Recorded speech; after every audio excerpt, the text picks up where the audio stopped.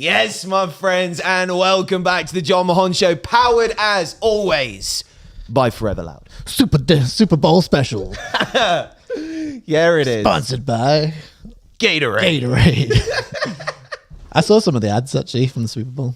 They were weird this year, the Super Bowl ads. Did you see the Kanye one? Yeah. Just him on his phone. Yeah. Like that is, I mean, don't like the guy, but that is genius. Yeah.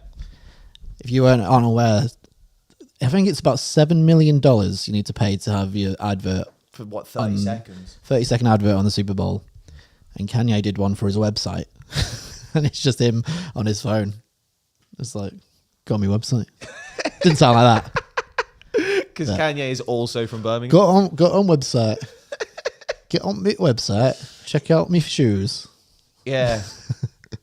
You had a little Super Bowl party, didn't you? Did indeed. Yeah. Me and a couple of the Birmingham lot got an Airbnb. The lads. Yeah. And went to a place. Lots of testosterone. Yeah. And nachos. Nachos, yeah, man. I did table nachos. Like, you know, when you see those on the internet where they like roll out the foil. It was one of those. It's like a Mexican red carpet. Yeah, genuinely. Is that offensive? I don't know. That's amazing. Oh. But yeah, obviously the Super Bowl was won this year by Taylor Swift. It was, yeah. It was Taylor's trophy. Yeah. Do you know what? I don't follow them, but on TikTok, I kept on seeing the official NFL TikTok page, but it was like mostly just clips of Taylor Swift. Yeah. Yeah. Like they're just clickbaiting the shit out of it. They are aware of the fact that the biggest artist on the planet is interested in their product. I guess it's sort of not that they need it. Not that the Super Bowl needs the press. No, not in the slightest. But I imagine the Swift effect as like the ratings must be way higher than they usually were. Oh, 100%. Just because of her. And as well, it's really helped out the podcast that Travis and his brother Jason do called New Heights. Because what's really awesome actually is because of Travis dating Taylor Swift, loads of Swifties have started watching that, and they actually started doing a segment where it's like, if you've got any questions about American football, you're confused by any of the shit that we actually have to do, like feel free to ask, like no stupid question, like kind of territory. And they've actually been using their podcast to explain the rules to Swifties, which I think is really wholesome. I've got a question. Go on. Why don't they play very much? It's like a 3-hour game. Yeah. How much do they actually like? How much time is it actually in play? So in 3 hours. Each quarter is 15 minutes long. So the game in total is so they're on the pitch taking snaps for an hour, but taking snaps. Yeah. What, so pictures. Snaps. Taking selfies. So snaps are the thing where you chuck the ball between your legs. That's a snap. Okay. Yeah. So you snap the ball. Then as soon as you get tackled, there's a clock that counts down 30 seconds, and you've got 30 seconds to then snap the ball again for the next play, unless you call a timeout. Then you get a 30-second timeout. So I guess from what I've heard, it's a lot of tactical stuff going on in there. Yeah, it's like human chess. Like you have human chess, but with brutes. Yeah. Fucking But thing is, like, these quarterbacks have to have like the most insane memory, because they're expected to remember like thousands and thousands of different combinations of combination. And that was a Drake reference. God, was Jesus. it? Yeah. I wasn't just doing a voice. I thought you were just turning into a jungle MC on me out of nowhere. Have you not seen that Drake thing? He was doing like a live stream or something, or like some freestyle, and there's one bit where he puts on a Jamaican accent and says, combination. There was loads of memes about it. Okay. I'll take your word for it. I'm not just being offensive to people. I just thought you were just trying out your new career as an MC. I'm just doing my accents today. Yeah. Oh, bloody hell, mate. From Scotland. I'm just doing accents today. That's all he's giving throughout today's show. He's just going to be dropping accents. I could be from anywhere in the world. Yeah. Where am I from next? I won't do that because it's probably offensive. I'd like to hear you do like different regions in America. You know, like your New York versus your like. Hey, I'm walking. I knew you were gonna go for that. What about like a deep south, coffee, like a Texas? Let's not get into this, y'all. Perfect. I'm not good at accents. No. But I do. It doesn't stop me trying. No. And God sometimes, sometimes all you need is the confidence to succeed. Hell yeah. And sometimes all you need is a very strong chat, which we're joined by today already. Shout out to the people who are joining us. Narissa says, hey, John and Ryan. Hey. Who's Ryan? Oh, we haven't even mentioned, well, it's on the title of the episode. Yeah. But we do have a special guest coming up. We do indeed. Called Ryan. Yeah. But it's not me. No, this is Ollie. So Ryan will be joining us very, very shortly, in about 8 minutes to be precise. Yeah. Unless it's late or early. Unless he's late or early. But yeah, no, Ryan is not sat next to me at the moment. This is Ollie. That's a really hard You're telling me what's in the NFL? Like, I'm all juiced up. We've got Bridget, who said those nachos did look fire. Thank you so much. Put a lot of time, effort, and attention and care into those. I take nachos very, very seriously. Was it all covered in cheese as well? Yeah. That, like, cheese ain't cheap. No, it's not. It's really not. Especially for nachos of that size. It's been like bloody few £100 on cheese. Maybe not that much. The grand total of the nachos was about 55. Yeah. That is ridiculous. Yeah, that's what I bring to the party. Just loads of nachos. Hassie says, for me, Mahomes should not have been named Super Bowl MVP, to be honest. Chris Jones, for example, had a much bigger game, in my opinion. What's your opinion? Man, welcome to the Super Bowl breakdown. Podcast. Yeah. Genuinely, if the Niners would have won it, who else could you have given the MVP to other than Juwan Jennings? Because he threw a touchdown as a wide receiver. He also went in on a receiving touchdown. And I'm fairly sure he did something else that was like a massive play in the game. So it's like, if the Niners would have won it, Juwan Jennings probably should have been Super Bowl MVP. This means nothing to me. Does it not? No. Well, the MVP of today's show, however, is just about to join us. How was that for a segue? That's right. My friends, please welcome. Oh, wait, he's gone. Oh, we had him, and that was almost so smooth. Maybe he changed his mind. Yeah, heard that intro and was just like, nah. No, I'm out. I am out. Oh, maybe he was just trialing us. 1 second, let's switch to Zoom. Zoom's still going. It's still going. I'm sure he can join again. Okay, we'll give him a couple more minutes. But yeah, if the Niners would have won it, I think the Super Bowl MVP should have been Juwan Jennings because he had a hell of a game. I was bummed out that Kittle didn't get that much usage. He only went for like 4 yards off a couple of receptions, which was heartbreaking because I thought he was having a big game. But you're looking at me like I watched it. Or like I watched it and like I know who any of these people are. I know who Travis Kelce is, though. You do indeed, because he's dating. He's a great defensive guy. Offensive. Yeah, it was heads or tails. Line person. Tight end. He's got a tight end. Jesus. Who comes up with these names? Yeah. Tight end, wide receiver, offensive lineman. Yeah. I don't. Quarterbacks. They sort of what everyone knows. Isn't it? That's the guy who's in charge of throwing the ball. But is that like their only job in the whole game? Pretty much. Yeah. But they do also have to remember. I guess that gets the points, doesn't it? Yeah.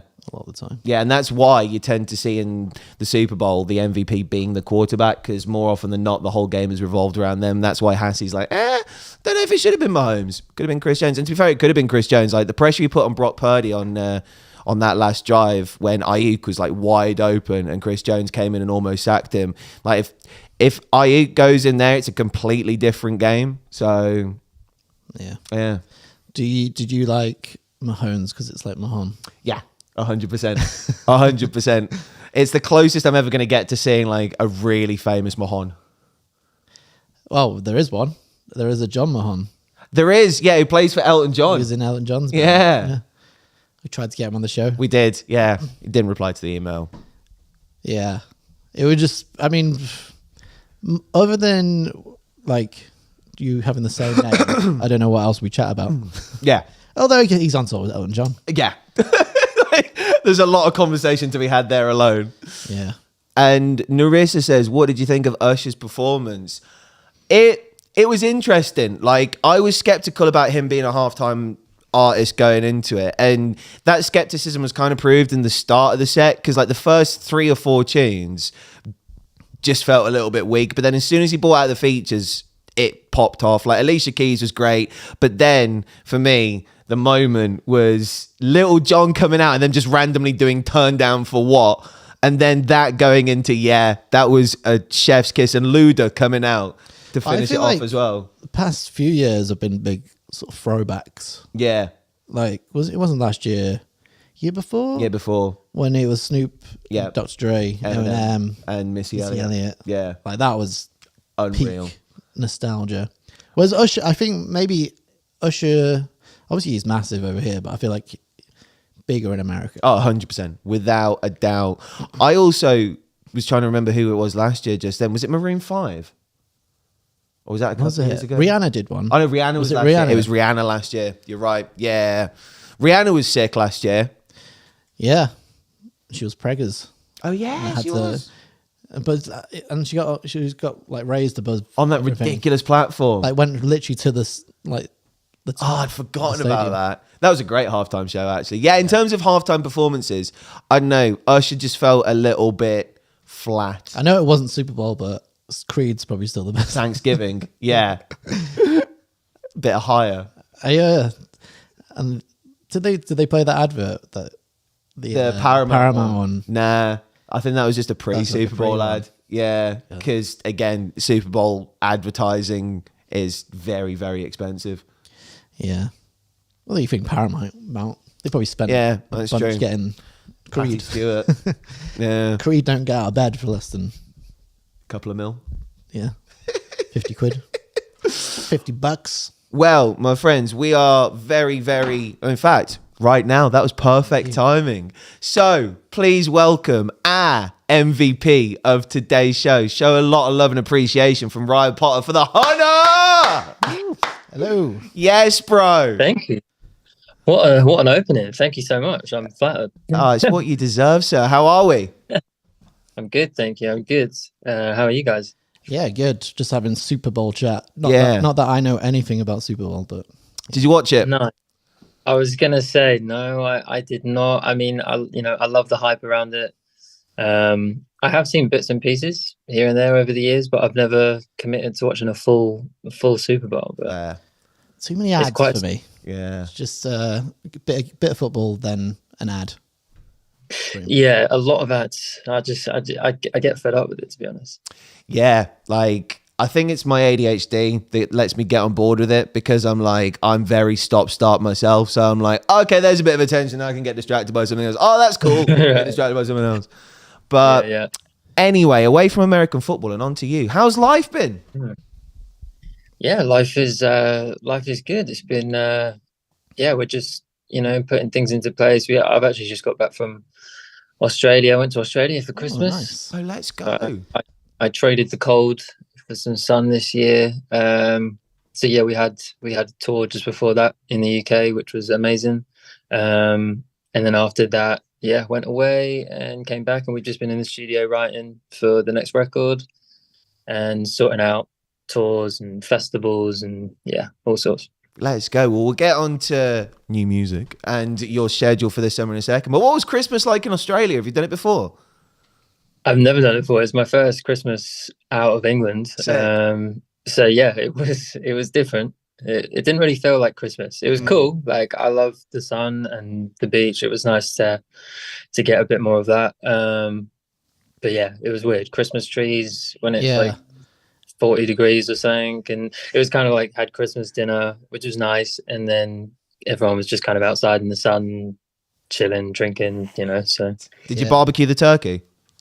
I stayed well clear. My first Australian Christmas, I wasn't gonna get involved in the food. I mean, I assumed that it would be shrimps on the barbies, like we say over here, but they They're made like, it clear shut that up. that was just an English Yeah. an English thing that we made up. So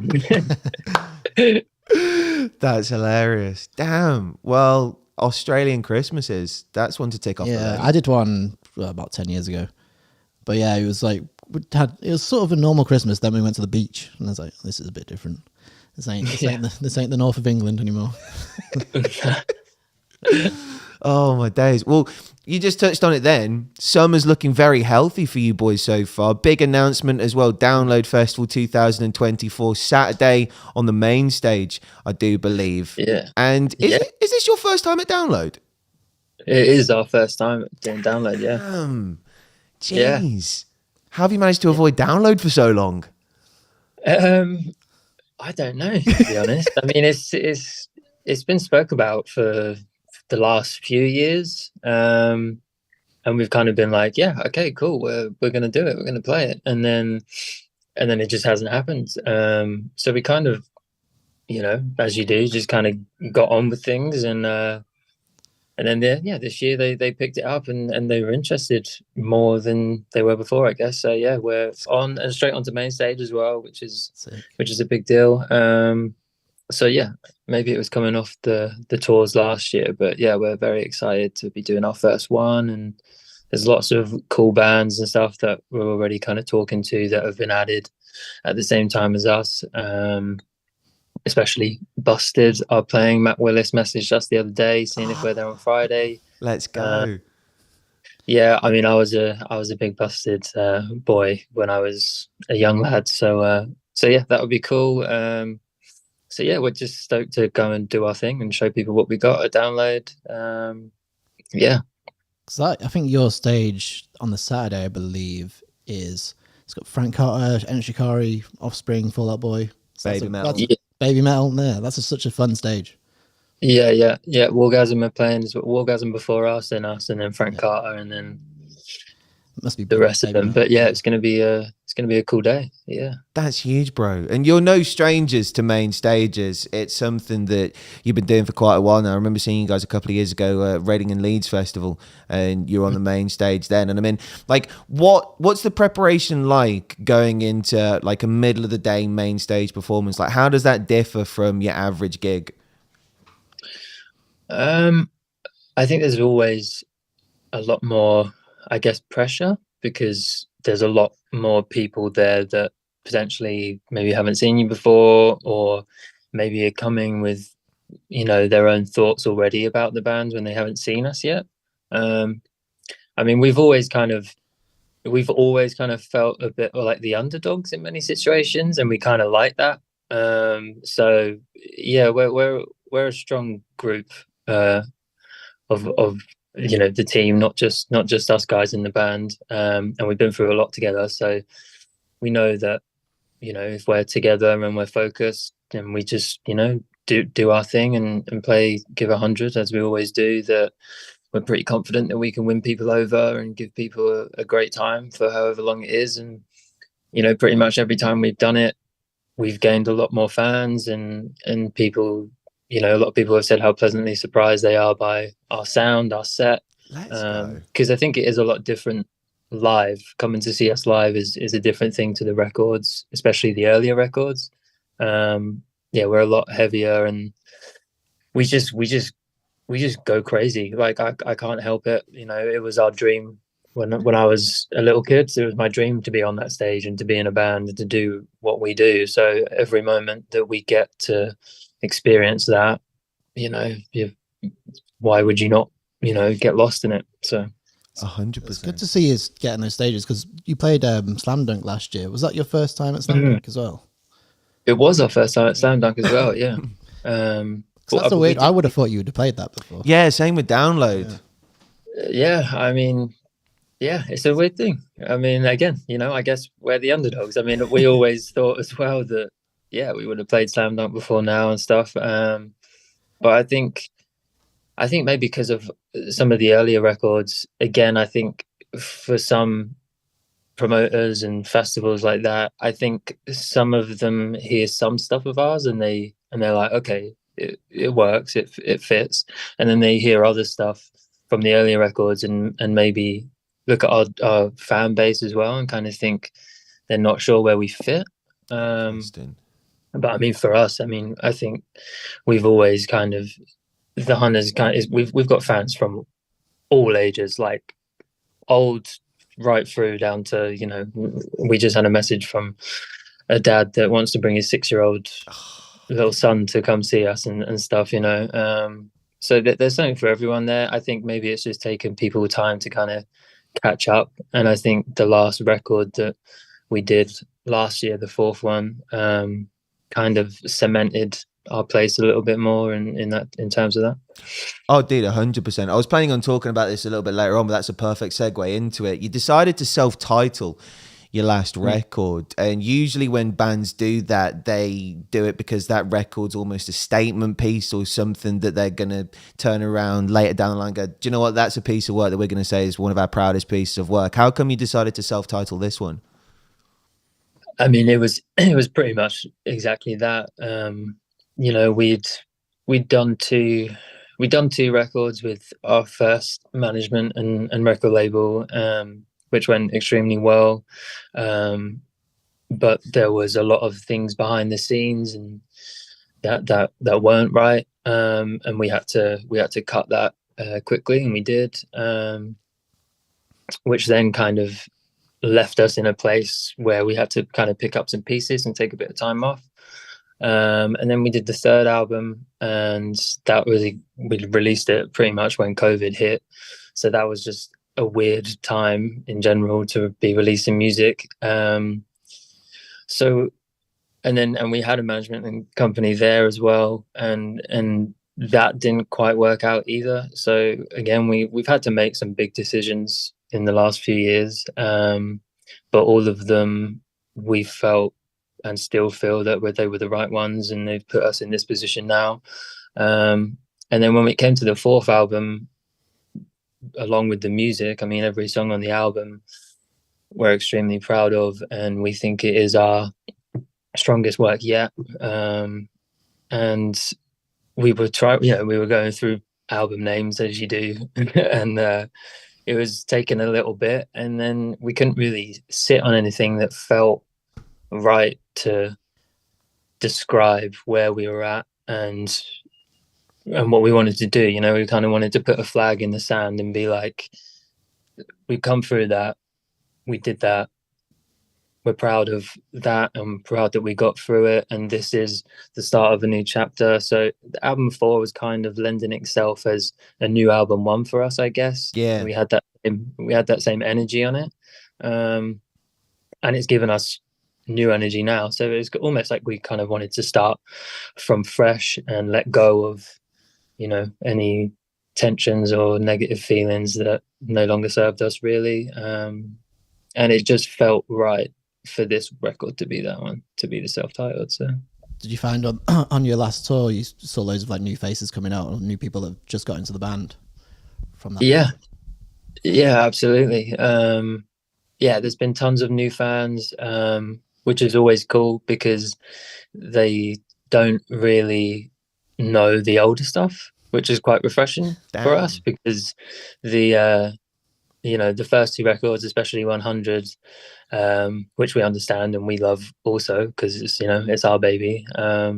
That's obviously a big record of ours and very fond with all of the fans, and we've got a very dedicated fan base. So we've still got so many fans from the very first record or the very first song until now. And, you know, we see them all the time at shows, and we've seen them grow up with us, you know, which is really cool. So it's amazing to always have those people that can keep coming back, and they're friends. But it's really nice to have that refreshing to go out and play the new stuff, especially on the last tour we did. Actually, we saw more and more, like, we were playing the new songs and word for word, everyone's singing along super loud. You know, they're singing it like it's Bonfire or one of the older songs, which was a huge thing for us, and obviously makes us feel great and fills us with more confidence that we made the right decisions, where we're on the right track for, people are getting it as much as we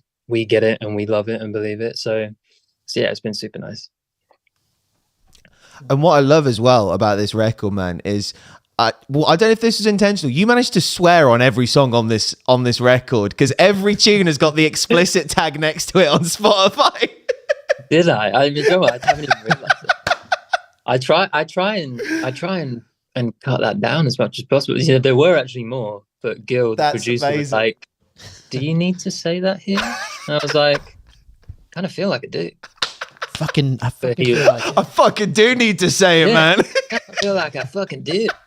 But yeah, there was more, but I don't know what it is. Like, a lot of people say that when I'm on stage performing, or like, doing my music stuff, I'm a lot different to just chatting in the flesh. Like, as soon as I get on stage, I do become a bit of a fuck mouth. Good, as you should. I feel like bands got a little bit radio editing, like for a brief period of time, and it's like, hey, you don't have to censor yourself when you're live. If you want to say fuck, you can say fuck. I love that. Exactly. It's the power of the mic as well. Yeah, because when you're up there and you've got them in your hand, you just get overwhelmed with just like, this is so fucking awesome. Yeah, I'm so in it, and you just think, you just want to savor it, and you're looking out. And I love as well, which maybe sometimes might get a bit sidetracked, but I find it funny, and so do the fans. But we have like lots of moments during our sets, especially on the more intimate shows, where you can really converse with the people in the audience, and just like stop in between songs, have like little segues of just pointing someone out and just chatting with them, or having like got crowd work going on back and forth. Yeah, it's like a little comedy show. It's got a bit of everything. Type 5 with the Hunna. Yeah. But no, it's fun. It's fun. I get lost in it, and I love it. So yeah. That's amazing. Well, yeah, please don't change, because I do love going onto an album, just seeing that little E next to every single song on it. It's a beautiful sight. I'll try and make sure for the next one that there's one on there for you. Thank you. I appreciate that, bro. Speaking of the tour and the last record, you decided to end your set on that run with Trash, I do believe, second song off that record. Interesting to have your last song of the set be one of your most new ones. Like, usually the average band will end the set on one of their older tunes. How come you decided to go for a new song, especially a new song that was so early on in the record as well? I think firstly, we just absolutely love that song. Like, we love the energy and the attitude of it, and we love what it's about as well. It's kind of about our time in the music industry, and things we've come through, and things we've learned. And it's just a really fun song to play and to sing. It's a bit of a party song as well. Like, yeah, it is. It goes off. So I guess, kind of wanting to leave them with a huge bang as well. And obviously we've, the Bonfires and the She's Casual and those songs, we've been playing them for a long time now. And we still love playing them, because the reaction from the fans is, something that you always want. It's a special moment for those songs. But I guess it was, again, kind of that flag in the sand kind of thing of like, here's towards the end of the set we have Bonfire and She's Casual, so we give them those ones, and then to end, it's like almost a celebration for us, I guess, as well, to just be like, there's that stuff, this is the new era, new chapter, and yeah, it's fun. It gets people going. I mean, people want more after that as well, but we're like, we haven't got any more. That's your lot. Well, it's something that I did want to talk to you about today, and obviously I don't want to get you, talking about anything you're not comfortable about talking about, but I feel like it's a very pivotal part of your band's story, and especially what you've been through. And in terms of, as well, any new up and coming bands, there's a lot to be learned from the experiences that you've had in the music industry. I mean, you touch on it, like in Trash, as you said, there's a couple of lyrics in there. I'll bet you'll never hear this song on the radio, and all they want is your fucking money, money, money. And I feel like those two bars, like especially, like almost kind of like set up the narrative of what you've experienced in your time as a music, especially considering how young you guys were when you first started like your journey. Like, if you wouldn't mind, just like, as much as you're comfortable talking about, what basically is the Hunna's journey through that earlier stage that you alluded to earlier?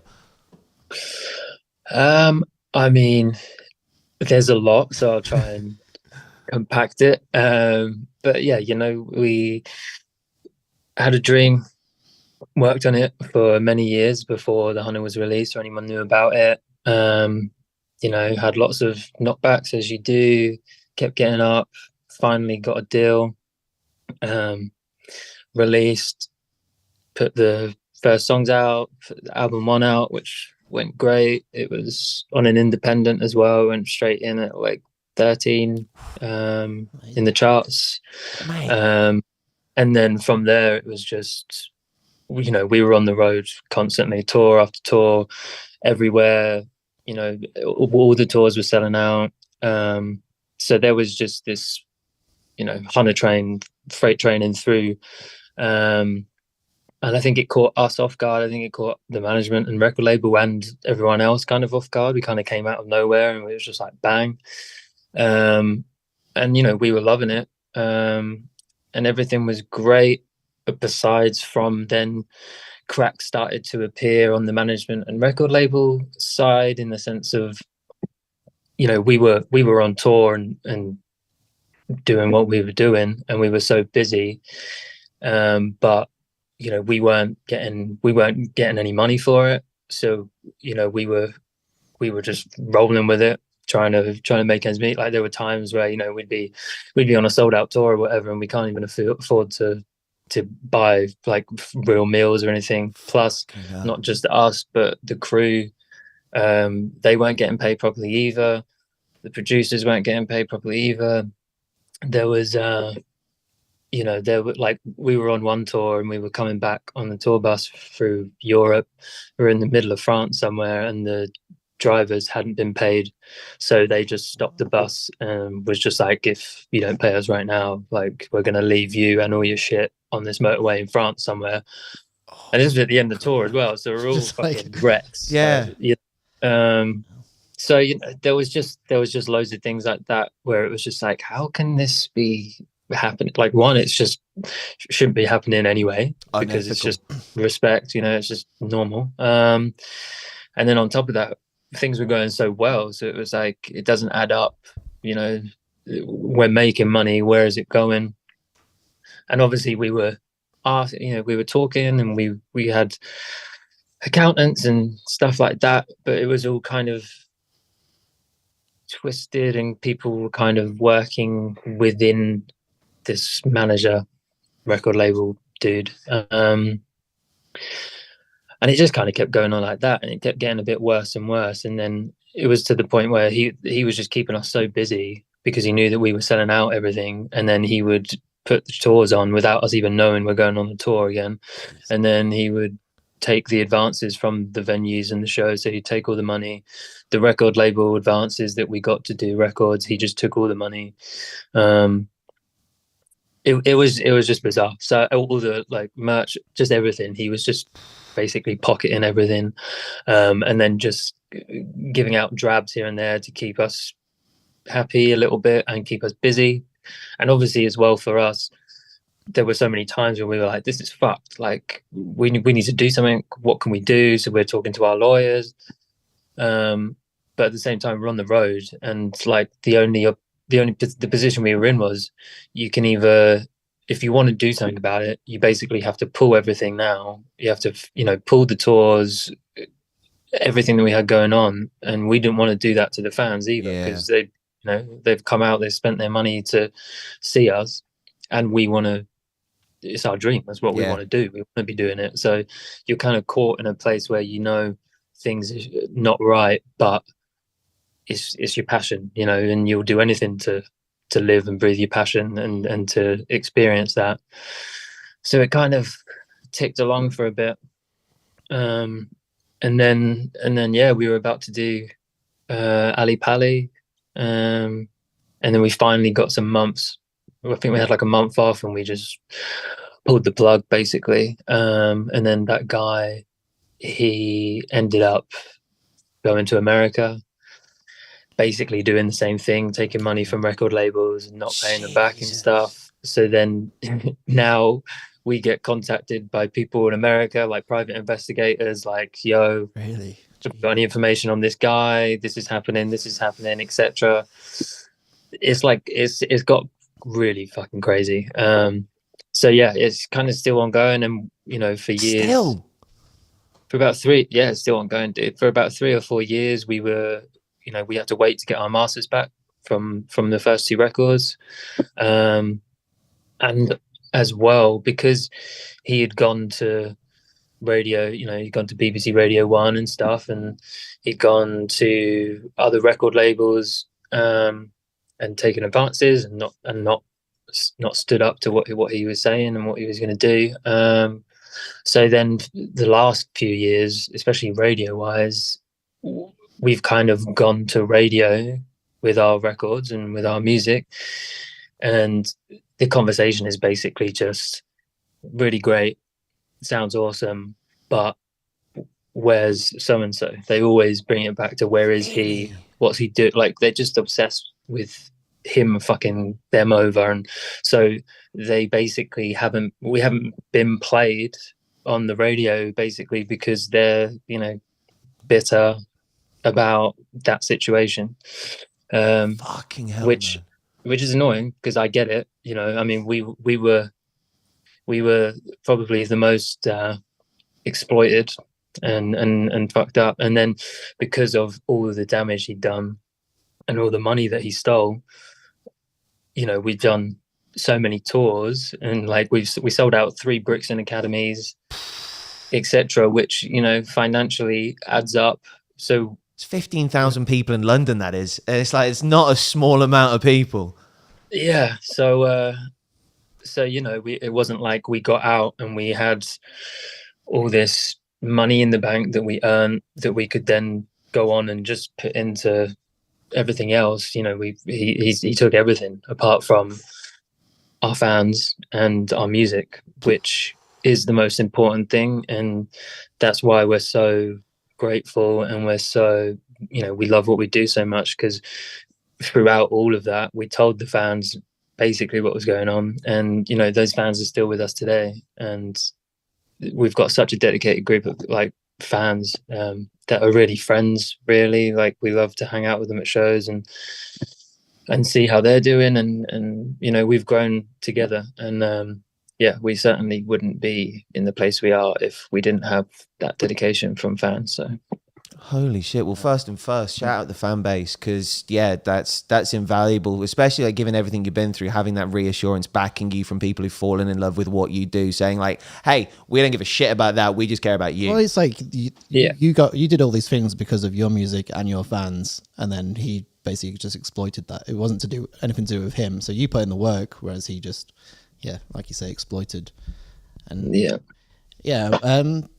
You said, like, what's your sort of new situation now? Is it a bit better, or are you independent now, or on a major or a label? So we were on the 4th record. We were in a deal. It was more of like a distro deal. So we've kind of been doing things. We're on management, Raw Power Management, who are fantastic. Love those guys. Yeah, shout out Craig. And shout out Harry. Harry was on tour with you, wasn't he? Recently. He was, yeah, man. Harry's the boy. Love Harry. You know, love all of them. Again, it's like now being with Raw Power, it feels like we finally found where we are at home, and we found people that, you know, have the same values as us and get it, and just respect, you know, and again, they really believe in us as a band and what we do. So that's everything, you know.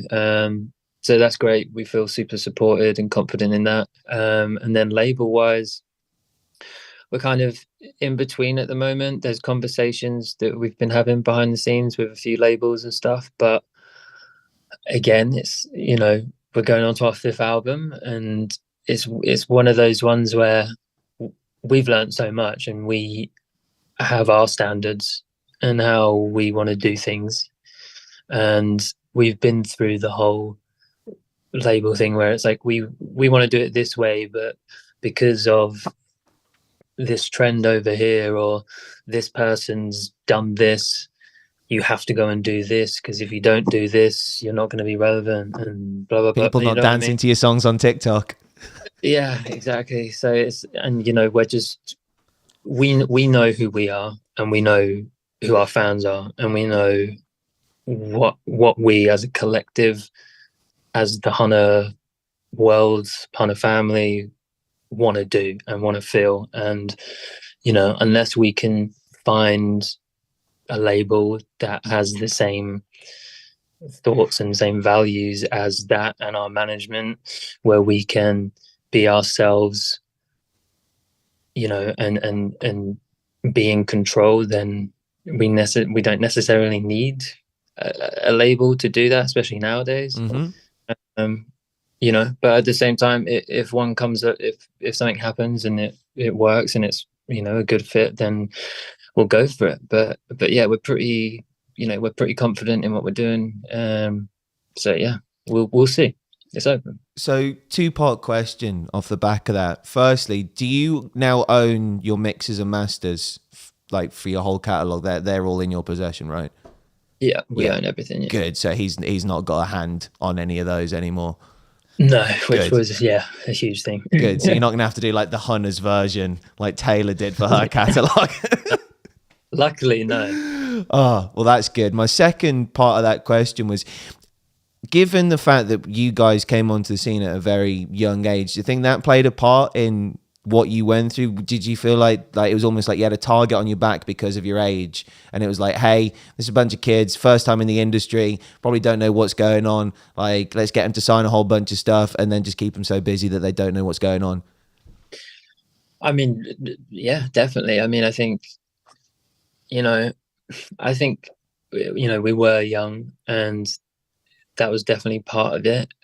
But also, I kind of feel like that can happen even if you are a bit older, like, because I feel like if you're really in it just because it's your dream or it's your passion, and you have to do it, like it's your calling, there's nothing else, and it's not really like you're not doing it specifically to make loads of money or to be really famous or whatever. I think there's a lot of room for people to exploit your passion, your innocence, your love of, exactly, your love of just doing it, of the art. So, and I think when you want something so bad, there's a lot of things that you'll kind of not not sacrificed almost.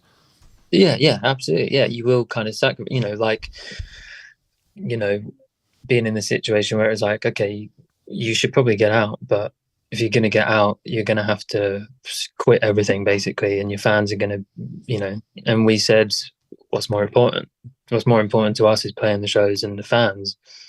So we chose that, and it went on for a little bit longer than maybe it could have done, but our fans are still with us, and we have such a great relationship with them, and that's probably because of that. If we had done it the other way, maybe we wouldn't be going on to album 5, so it's all ifs and buts, I guess. But I think it all, regardless of how it worked out and what happened, it's also made us grow a lot and learn a lot, and we've come out stronger on the other end. So hell yeah, setbacks end up building you up if you can do it in the right way, I guess. But it's not easy. No, 100%. And like, so much respect to you for doing it. And we will move on to a far more happier topic of conversation in just a second. But as someone who's been through this, what would your advice be to anyone who's, whether they're in an up and coming band or they feel like they're in a bad deal or they're maybe getting exploited? What would your bit of advice to someone who's been through the ringer on this to a heavy extent be? I mean, to anyone that's kind of doing their thing and coming up, but haven't been involved in kind of bad deals or anything like that. I would just say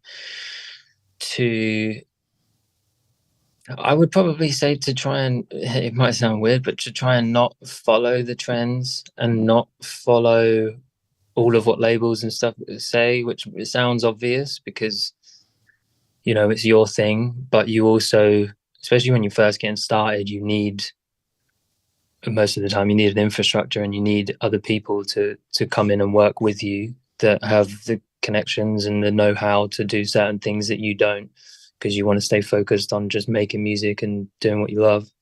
But yeah, just, I think, take more time, patience, I think, actually, because there's a lot of times where labels or people will be like, you know, they'll put an idea on you or out there, and not necessarily that it's a bad idea, but is it the right idea of how you want to present yourself, or is it in line with your values? Yeah, the values that you want to put out and bring back to your project. And does it feel right in your, you know, in your gut almost? Like, does it feel right? Because I think there's lots of times where you're kind of, the music industry is so fast paced and so fickle, and there's people in record labels and those places of power that, again, know that you're here to do what your passion is or what you want to do, and they know that they have a hand in helping that or getting you somewhere. So they know that to a certain extent they do hold a bit of power, and they're not new to this. They've been in the game longer than you have, right? So they know how to word things in certain ways and almost puppet master you, I guess.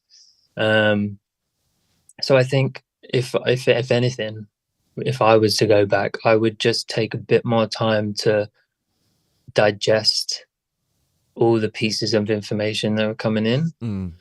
Just really take more time and not feel pressured, not be like, I need some time on this, give me a minute, I'll come back to you. And then, you know, a day or two goes by, and then they're like, we need to make a decision, we need to do this and do that. And then you kind of feel forced, like, oh, if I don't do it, we're going to miss out on this. Or, you know, it's like, I think it's almost like peer pressure, you know. So and that's one of the hardest things, not just in the music industry, just anywhere in life, just feeling like you're doing something because you're scared of looking a certain way or missing out on something. But I think it's so important to just really stay true to yourself and try and not get so caught up in all the noise around you, for sure.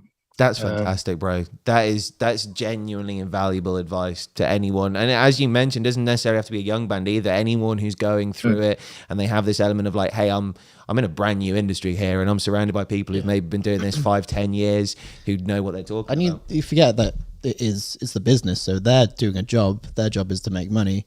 They're not thinking of it as for like your personal side. You're doing it because it's a passion, whereas they're doing it because that's what they're paid to do. So it's like, maybe what's in their interest isn't in your interest. Exactly. And at the end of the day, for them, because it's, you know, a job role for them, it's not necessarily, like you said, their passion or their career. It's like, if they suggest something, or if they don't do something to a certain standard, they're not going to lose their job. They're going to go home and just wake up the next day and go back into their job role and work on so and so and this and this. Whereas it's you it really affects, you know, because it's everything to you.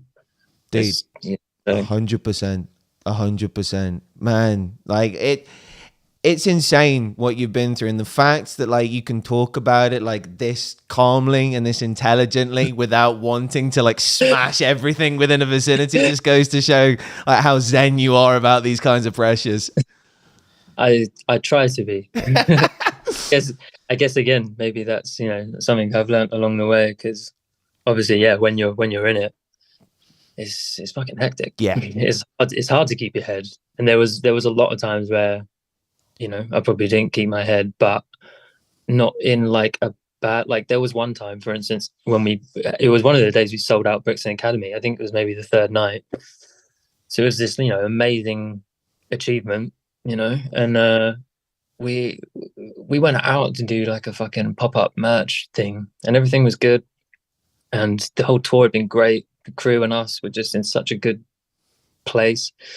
And then our manager, that dude, came down with his assistant manager and was just saying shit to the crew, like that they weren't working hard enough, or they weren't doing this right or this right, and everything was fun. Like, we were in harmony, us and the crew, like, and we always have been, even to now. So then the crew as well, because they were so pissed off because this guy had basically made them work so much more than most people, because we were doing the tours and we were doing the pop-ups at the same time. They were doing so much. They were run into the ground, and again, not properly being paid. So, you know, so then the crew called us up and were like, this is before Sold Out Brixton Academy, and they were like, we're leaving, we're not doing the show, like, you know, because they were so hurt and pissed off. And we were like, whoa, like, what the fuck's going on? So they told us what happened. So we fucking went back to Brixton Academy, went into the backstage room where the crew was, and the guy, the main manager, had already fucked off by this point. So his assistant manager was there, and we just came in, and yeah, you know, I lost it. I was just like, what the fuck do you think you're doing? You know, and you know, they're kind of trying to justify themselves, but again, they were just as much of a puppet as anyone else was, because they were just doing the dirty work of him. So there was no real confident stance on it. It wasn't like, it was just nothing. It was like they were just saying things and just mimicking him, and they didn't really believe in it. And you could kind of tell they kind of felt bad for the crew. And it was just like, I was just like, how fucking dare you do this on like this occasion to these people who have fucking given everything? Ignore these random thumbs up that are popping up on my face. We were trying to figure out how to turn them off earlier. I don't know if you can see them, your end. There's random emojis popping up everywhere. But yeah, carry on, bro. It's a good emoji. But yeah, and then it got to the point where I was just basically fucking bellowing. I was just like, get the fuck out, just fucking leave, like. And they left in the end, which was great. And we had an amazing show, and you know, the crew and us had a big group hug, and it was, you know, one of the best times ever. So yeah, good. It's man. Damn. You got to have your blowout sometimes. 100%, especially when you've worked so fucking hard for something. Like, it's one thing, like, someone turning around and like criticizing something that, like, when it's someone whose opinion you respect, it's like, yeah, cool, like, if I can have a conversation with you and I respect your opinion, I'll acknowledge your criticism and I'll listen to it. Whereas if it's just someone coming in wanting to fucking swing their dick around, being like, look at all the power that I've got, I can talk to you like shit because you work for me and you work for me, it's like, fuck that. No one has to stand for that. No, exactly. Yeah, exactly. And that's not. And that was the first, and well, not the first, but it was the last time that's happened. And us and the crew are harmonious, always have been. It's like a family, because it is a family when you're doing what we do all the time, you know. Especially 100%. Third night at Brixton as well. That's like, yeah. So emotions were high. That's the thing as well. You know, it's an emotional thing, because it's your acting work. Like we haven't just done 2 nights already. It's all running smoothly. Don't worry. Yeah, come on. Well, let's move on to something slightly more happier and slightly more positive, and that is your collaborations, man. Like, you've got some very good names that you've teamed up with. Let's start with one of the greatest of all time, Travis Barker. What was it like working with Trav? That was very cool, very surreal. Yeah, you know, he's a very zen dude, very chilled out dude. You know, obviously amazing at what he does, so focused, and again, you know, so passionate about his art, which is great, because, you know, we are too, and we were with Feldy doing that album, which was great. We love Feldy so much, and it just really clicked with him. And obviously he has some pretty damn crazy friends. So it was literally like we were in the studio and he called Travis and was like, hey, what are you up to? And Travis was like, I just got out of the shower. he's like, okay, cool. Do you want to come down and like check out this song and yeah, see if you want to play on it? And he was just like, yeah, cool. I'll be down 2 minutes, and came in, and yeah, that was it pretty much. Just sat there, listened to the song, had a bit of a chat, went in. Travis Barker did Travis Barker, and I think he did it in probably 1 take or 2 takes, and motherfucker sat down, listened to it, had a bit more of a chat, and then peace out. That was it. Yeah. Damn. So it was like a drive-by interaction with Travis Barker, basically. It's like it was like a fast food drum collab. It was wonderful. Yeah, no, he's the Travis Barker special. Yeah, he's dude.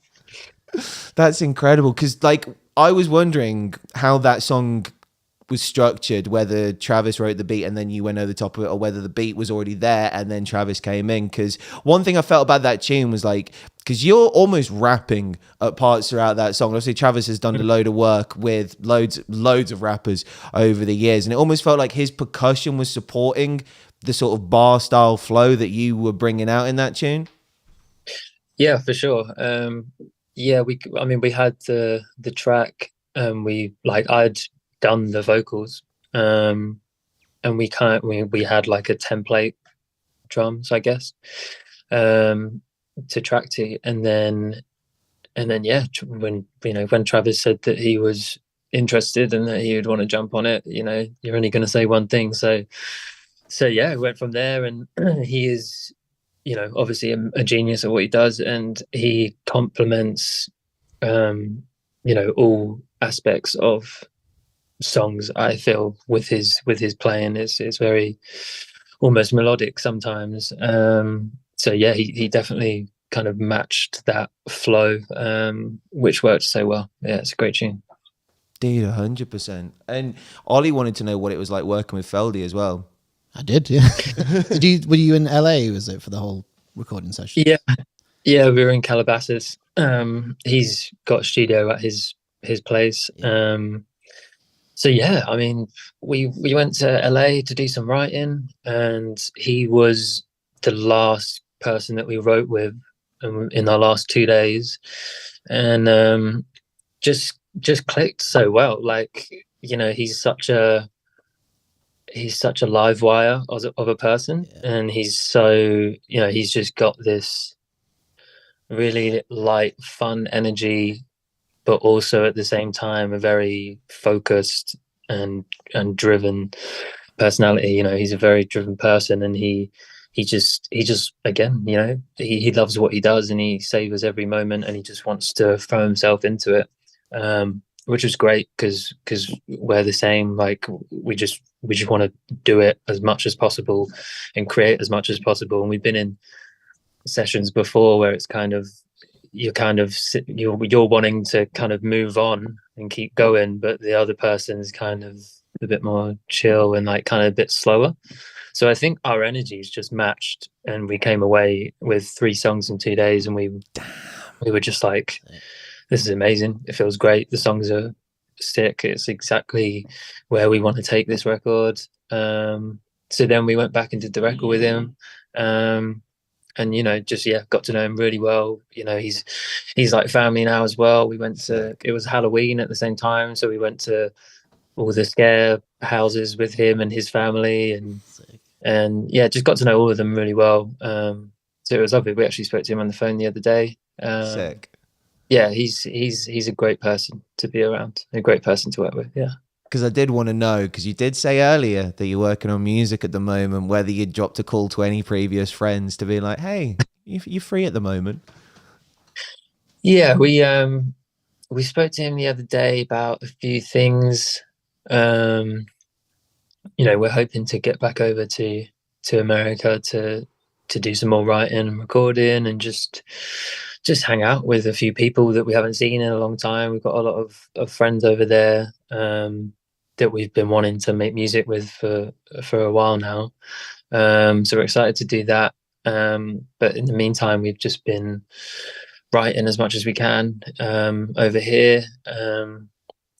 Just again, it's really nice because we've been left to do us and just breathe a bit and not be sent around to the houses to try and make a song with someone in a day that you don't fucking know and you have no connection to, and they don't really give a shit about. And someone's your there band. just going, "Give it to me. Go on, give it to me. I need it now."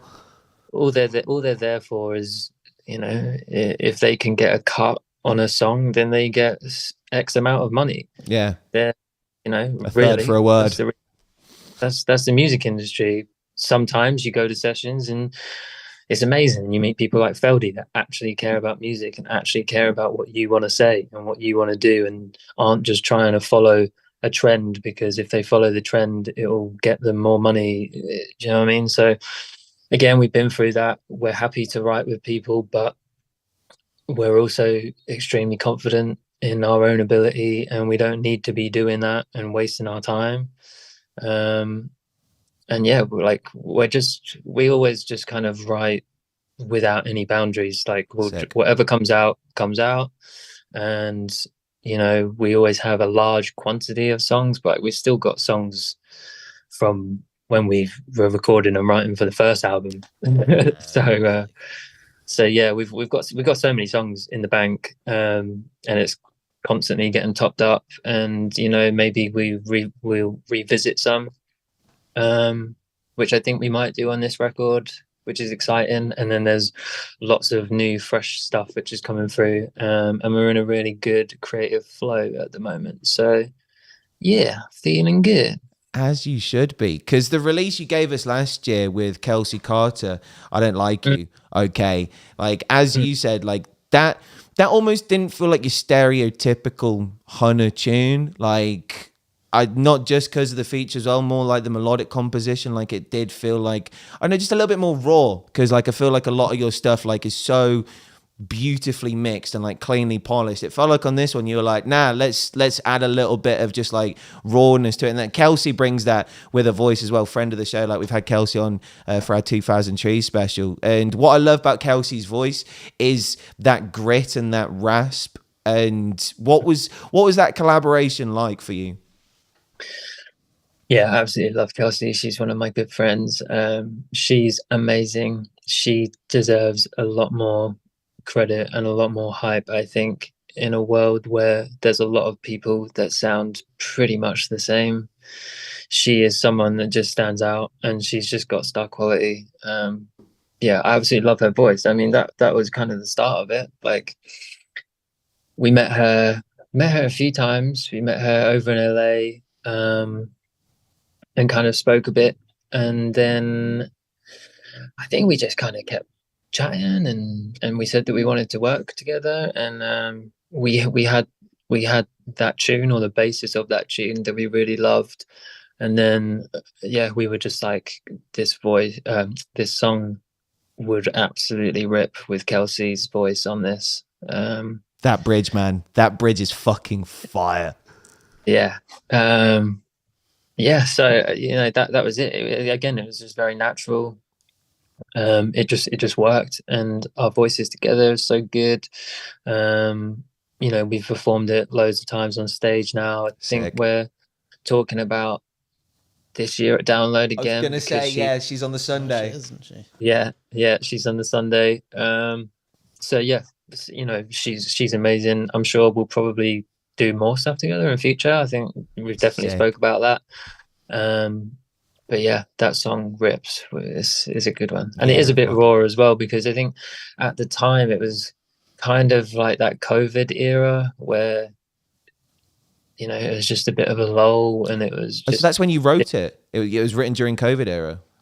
Well, I think we had like the basis of it maybe just before COVID, but it wasn't finished or anything like that. It was just a few parts of a little demo, I guess. And then we just wanted to put something out. We just wanted to have something exciting for us to talk about and to give to the fans in a time where, you know, things were pretty shit for everyone. And that one, because of the COVID situation, I think it was just really difficult to go and really get into a studio and properly do it all. And like you said, it already sounded sick. Like, we liked how it sounded already. that it wasn't so polished, and it did have a bit of a snarl to it, and it was just raw and ready to go. And then we put Kelsey on with me, and then it was just like, fuck it, it's good to go, baby.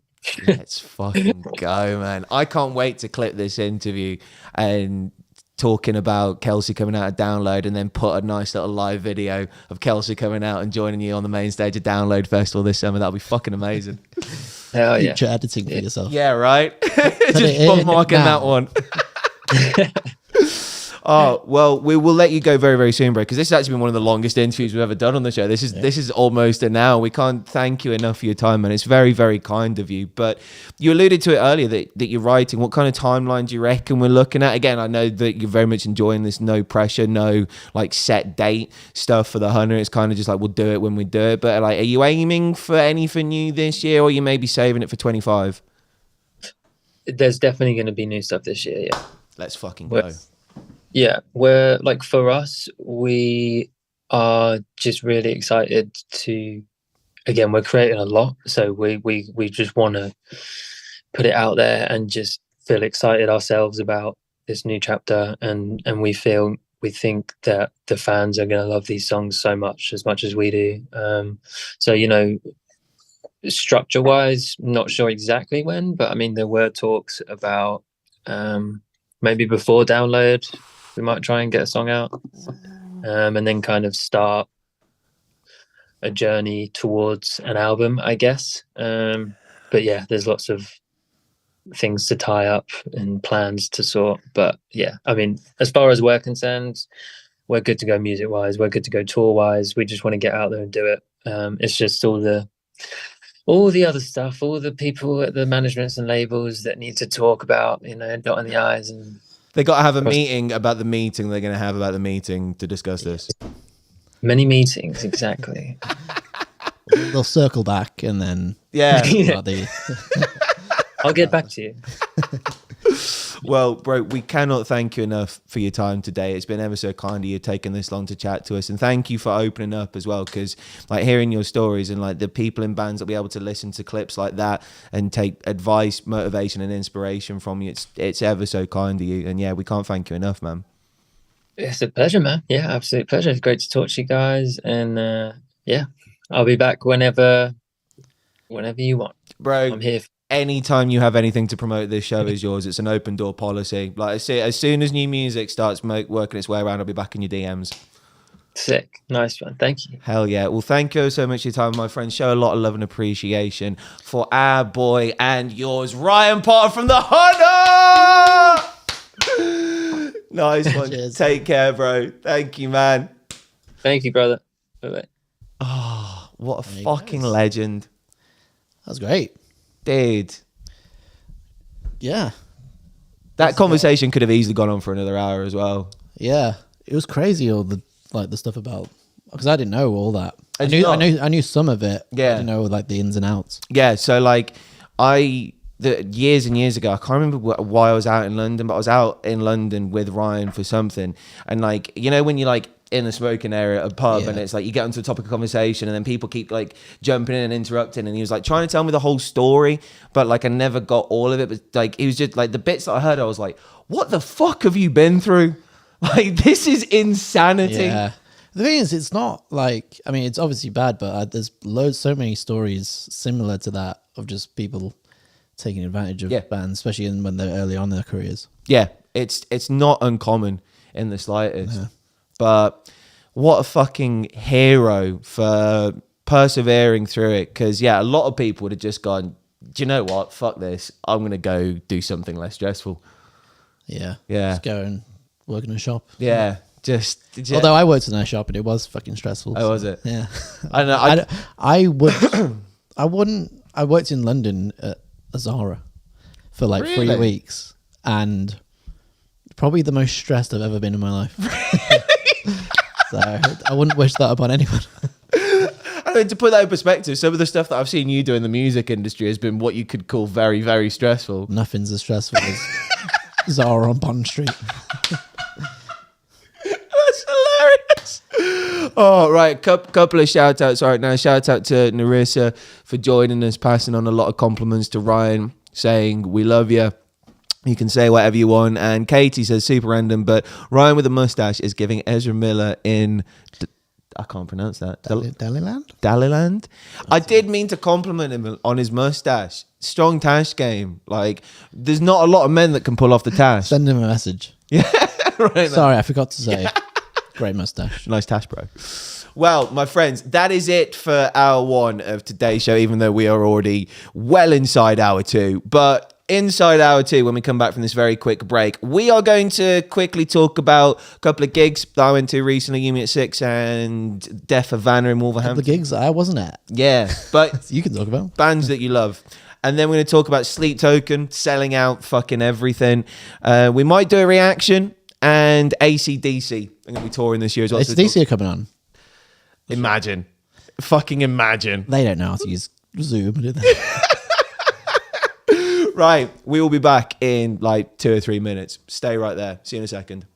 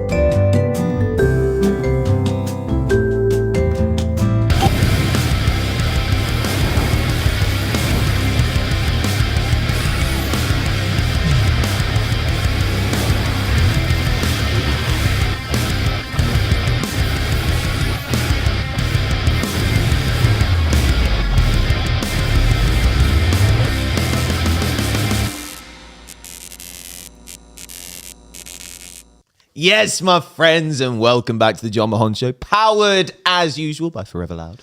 Forever-loud.com.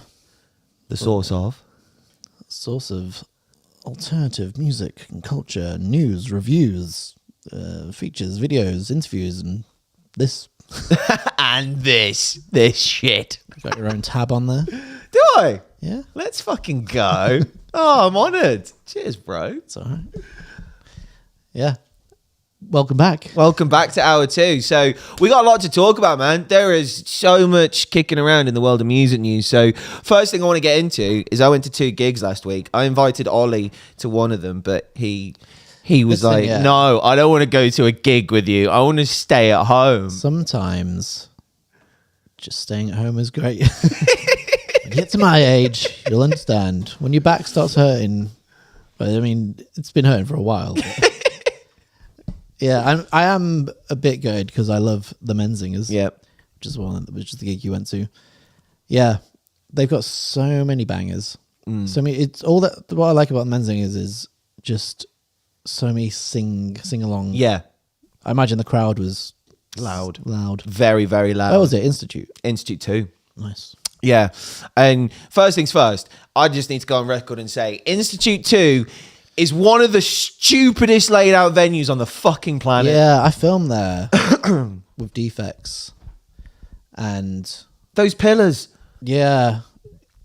And it's kind of got a weird ceiling. It's quite low ceiling.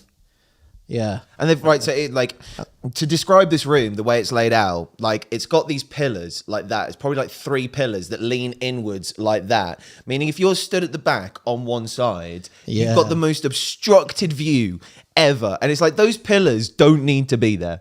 Yeah. Like for structural reasons, there is no reason for those pillars to be there. It's like the one in the underworld in the middle. Yeah. Of the dance floor. Yeah. It's like the amount of concussions that pillar at the underworld has probably caused courtesy of Pits. But away from the structure of the venue to the actual band, Menzingers were unbelievable. Like I said this on Instagram, to crank through 20 songs in an hour and 20 minutes is fucking impressive. And like their talking was to a minimum as well. Like there was very, very little in between song chat. Bangers. Yeah. And like what I loved as well, there were certain moments where I was watching, because they've got 2 guitarists who flip between singing. The guitarist who's on the left-hand side of the stage, if you're looking at from the audience, there were times where the band would be finishing a song and he's already tuning his guitar for the next one, so that literally as soon as they stop singing, he can start playing the guitar for the next one. And I'm like, that kind of fucking energy is perfect. Yeah. That's what you want. I mean, because they're just like a sort of no-nonsense Philadelphia. Yeah. 1, 2, 3, 4, let's go. And they've been churning out the hits. I feel like they're one of those bands for me that like every album doesn't break the wheel. Is that the expression? Reinvent the wheel. Reinvent the wheel. Break the wheel. There's a break? I don't know. But like their quality of output always remains up there. Yeah, so this tour was in support of their record they dropped last year called Some of It Was True, and there was a couple of songs from this record that were in the set list, but the one that I checked out before going to the show was the tune they opened up the set list with, which is Hope is a Dangerous Little Thing, and that chorus is punk rock perfection. Yeah. Like if you like your big gang vocal sing along, but then words that actually like hit and cut a little bit deep. But that's literally Menzinger's sort of MO. Yeah. That's what they built their career off. That's why I love them, because it's just like, straight up sort of punky, anthemic rock. But then, his lyrics are very, they get you in the old feels. If you imagine like Pennywise, well, they got the song, bit better singing. So the chorus, which everyone loves to sing along to, is I will fuck this up, I fucking know it. Yeah. I will fuck this up, I fucking know it. Yeah. I will fuck this up. Just great. Like everyone can relate. Yeah. Like when I heard that one live, because that was my first time hearing. There's the first time hearing a load of those songs for me, and like hearing them live as well for the first time. After the Party is a banger. Yeah. Do you know what? There's a song. Is it After the It's the first song on that album. I think I just turned 30, and the opening of that is the lyrics are, "Where do we go now that our 20s are over?" Sick. And I was like, this just relates to me too much. It's like he wrote it for me. Yeah. But yeah, Menzing is phenomenal. If you're ever in a festival field and they're on and you have a bit of spare time, go and check them out. Because Are they doing any festivals, UK ones? Don't think so. I don't think so either. I wanted to say the Slam Dunk, but I think it might have been last year. Trees, maybe? I don't know. Yeah. Trees is a good shout, actually. They could be doing Trees. We should probably know, but we don't. I can't remember everything. Yeah. Or anything. Yeah. I'm usually quite good at around about May time, knowing the majority of bands on Reading, Download, Trees, and Slam Dunk. But it takes me a good chunk of the year to get it. I have to just stare at the posters for a while.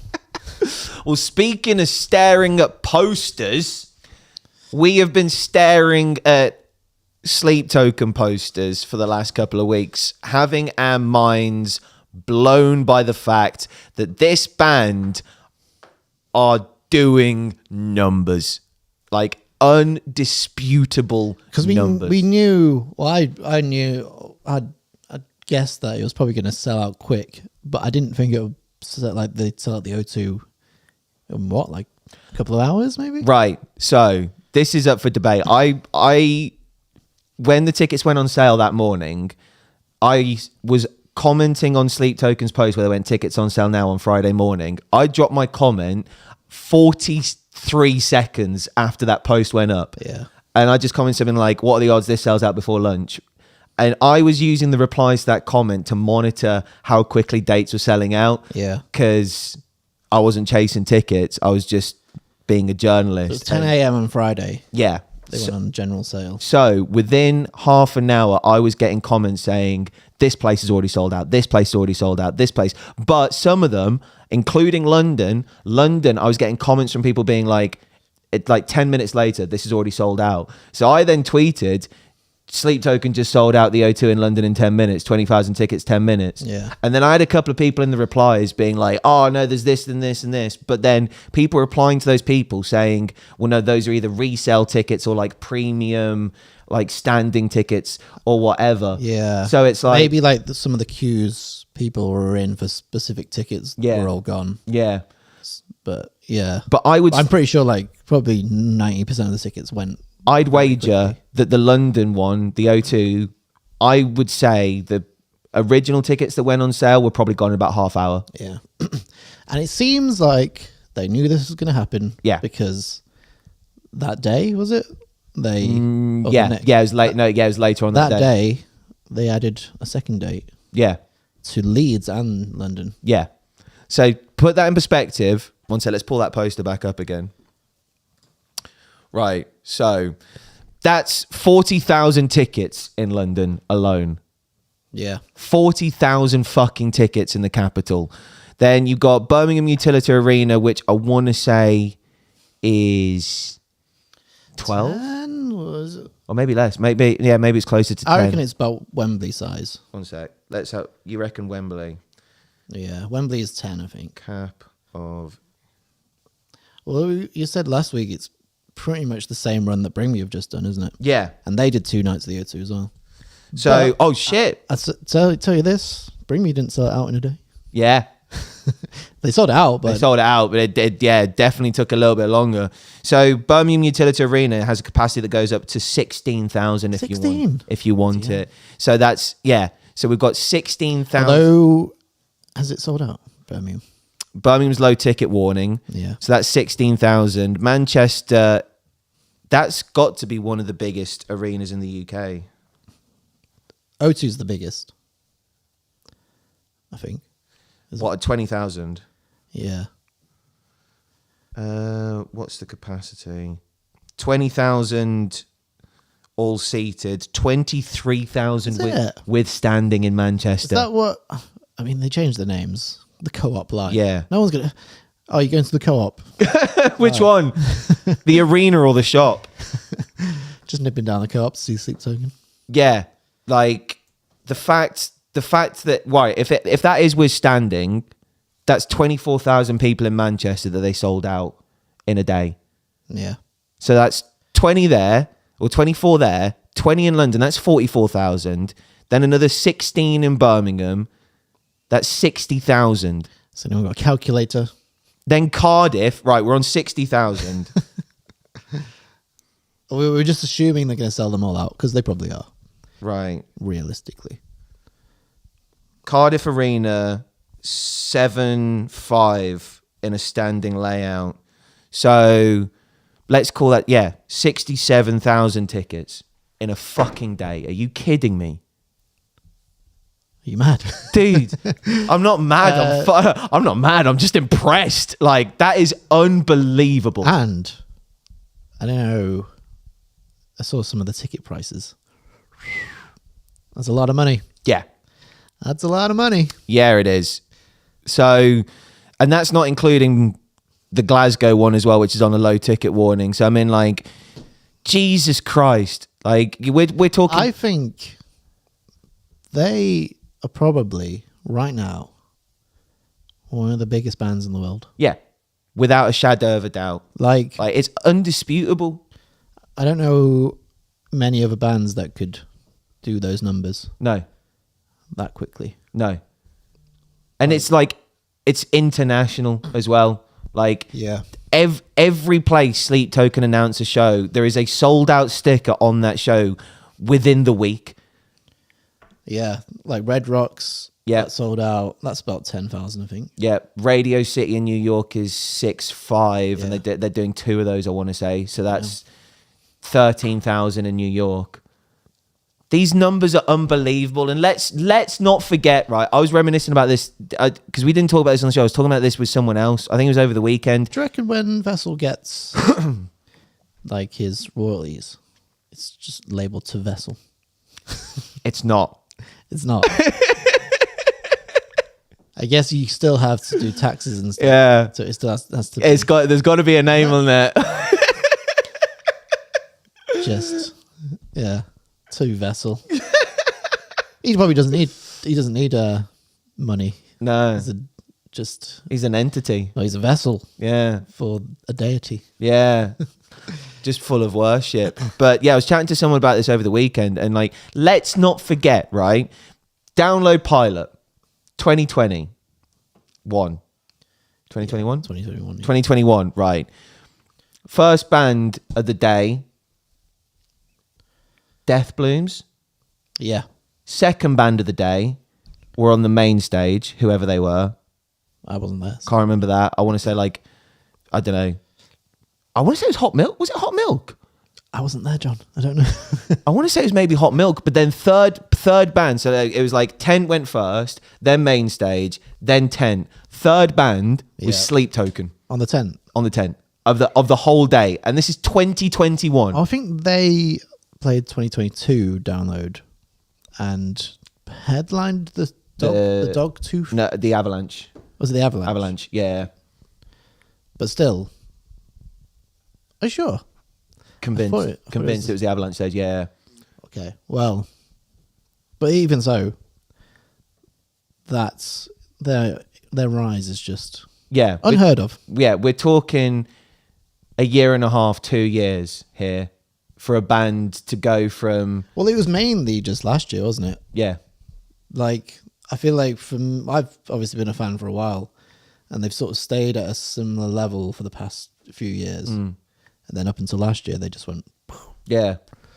So did you find them in 2019? Yeah, when they released the first single, Yeah. "The Night Does Not Belong to God," Yeah. that was like the first song I heard. Yeah. Yeah. 2019 was when I picked them up. Like I'd had people recommending them to me. I'd heard the name so many times. Like, people have been like, "Oh, you need to check out Sleep Token." Yeah. But it was always from people that were like really into metal. Yeah. So I assumed Sleep Token would be like some death metal band or something. Do you know who actually recommended them to me? And it was technically our first ever guest on the show before Rao Reynolds. Do you remember our dry run where we interviewed Boots? Oh yeah. Yeah. Booty boy. Yeah, so I was over at the infamous college, and yeah. Infamous college. Yeah. Like it's world renowned. It is at this point, the amount of bands that have been through that pad. But yeah, it was like probably the wee hours of the morning and someone banged on Sugar. Yeah. And I was like, who the fuck is this band? And then like the conversation rolled onto Sleep Token. The pretty much like the next hour spent talking about it. And I was like, right, I need to listen to this band. So the next night I went outside and went for a walk, and like it was like dead of night, you know, when there's like no cars on the road. We're talking like midnight, 1 a.m. kind of territory. Went for a walk, and it's literally just the fucking moon, the stars, and me. And I got my headphones in, and I put on Sundowning, track number 1, The Night Doesn't Belong to God. And dude, I fucking cried my eyes out listening to that for the first time, like especially in that setting, like dead of night, like no one else around, like it's a little bit cold in the air as well. Like, what a way to listen to a band for the first time. Vessel appears behind you. And then he disappears. Doesn't say a word. God. But yeah, what a fucking band. Yeah. And it's not, they deserve it all. Yeah. Because I've been blowing the Sleep Token trumpet for a while. Yeah. I think we both have. And because I've always thought they should at least be like way bigger than they were. Yeah. And now they are. Now they're bigger than I even thought they would be. And right now, conversations need to start happening about this, because Download 2024 is already in the books. We know who's going to be headlining this year. Seriously, we need to start thinking about whether Sleep Token are going to headline Download next year, because those numbers are bring me numbers. I reckon, yes. I mean, someone's going to want to book them for a headline slot, surely. I genuinely think... I think Download, I feel like the trajectory of where Download is going now is definitely looking at the next generation of headliners. Yeah. And you know what? I'd go all in. I'd either give Sleep Token Sunday night and close out the festival, or give them Friday night and kick off the festival. You can bet on it. What's the odds? What's the under-over? Is there any like betting sites? There must be like sites you can bet on, like festival headliners, right? Dude, if there was, I'd be all over them. Like some of the Super Bowl bets that were flying around last night were hilarious. Like we had people betting on the national anthem length under over a minute and a half. Is that an actual thing? Yeah, an actual thing. There was odds on whether Travis Kelce was going to propose to Taylor Swift. There was odds on Usher's first and last song in his set. What was the last song? Yeah. He ended on Yeah. What was the first song? I don't know. It wasn't the one that I picked, though. I thought he was going to open with DJ Falling in Love. I don't think he even played that. It's probably one of the old ones, isn't it? Puppy Cat. What did he play? You Remind Me. I don't know Usher that one. He might have done, but my knowledge of Usher is Yeah. I just remember the music videos. Joe, there's like the classic, not like 90s noughties music video of like an R&B singer like following a girl while singing, like, and they're just dancing behind them and like, it's following them down the road. It's kind of stalkerish if you think about it. Yeah, she's just trying to get on with on her way. Well, that's pretty much what he did to Alicia Keys during the halftime show. Yeah, like, she's got a boyfriend. And they just danced. Yeah, just coming up behind her, giving her a cuddle. Yeah, I didn't see it. Did you not? I only saw some highlights. Yeah, he was rollerblading at one point as well. But yeah, anyway, to wrap up Sleep Token chat, I'm going to go on record right now and say... Usher's going to be supporting Sleep Token at the O2. Do-do. You know what? That could be a Sleep Token song. Do, do, do, do. And then you just have like... Isn't it? But, right, I'm going to go on record right now and say Sleep Token and Nickelback are 2 Download Festival 2025 headliners. Right now. Yeah. Yeah? I mean, it's good guess as any. I mean, Nickelback, massive arena tour this year that's pretty much either sold out or very close to selling out across the board. Sleep Token are going to end this year with possibly their most successful tour of all time. Well, no, not possibly. It's definitely going to be the most successful tour of all time. Yeah. I reckon Sleep Token's good shout. Yeah. Not sure about Nickelback. I don't know, man. If I was fancy booking right now, I'd go Sleep Token Friday, Nickelback Saturday, and then go for an absolute classic download band on the Sunday that they haven't had in time, like a System of a Down or something like that. System, I didn't like System when they last played. No, I didn't either, but I'm thinking of the comment section here. Who else? I've not done it in a while. Yeah. It's tricky, isn't it? Because like some of the bands that used to do it have sort of stopped now. Yeah. Kiss aren't doing it anymore. Yeah. I don't think you get a Kiss. Personally, I don't want to see Iron Maiden for a while because we've just had a lot of Iron Maidens the last couple of years. Yeah. Yeah. No Maiden. Who else? AC/DC. AC/DC. Which brings us on to the next. Yeah, it does. Look at that for a fucking segue. Oh, this man is rolling.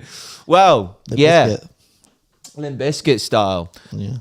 So, news from today is AC/DC are going to be touring the UK in 2024. Tell your dads. Tell Tell your granddads. you mean tell your dads? Tell me. I'm going to be there. Because I've never seen AC/DC live. Have you? Nah. Do you know the only band ever to have their own stage at Download?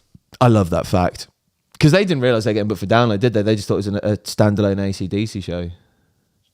Surely they knew. No, that was the rumour. The rumour I heard was the reason why they bought their own stage was because they didn't realise they were getting booked for a festival. That's the rumour I heard. I don't remember exactly, but we did have Andy Copping on doing an interview once. I'm pretty sure he spoke about it. But I feel like, from what I remember, is they agreed to play as long as they could have their own stage. Oh, right, okay. So maybe I just heard like a bastardized version. Surely, like, if you're getting booked for Downloads, then they're going to know it's Download. In fact, actually, Monsters of Rock. We've actually got a couple of comments about Download Festival, actually. So Chanel says Bon Jovi farewell tour calling through Download. Wow. That's an interesting shout. Sure, but I'd fucking love Bon Jovi. Bro, same, man. Like, imagine that, though. Like, Download next year just goes, all right, we did 2 brand new headliners for you this year. How's about 3 next year? Every single night, brand new headliner. Because Jovi've never headlined Download. Imagine living on a prayer. Bro.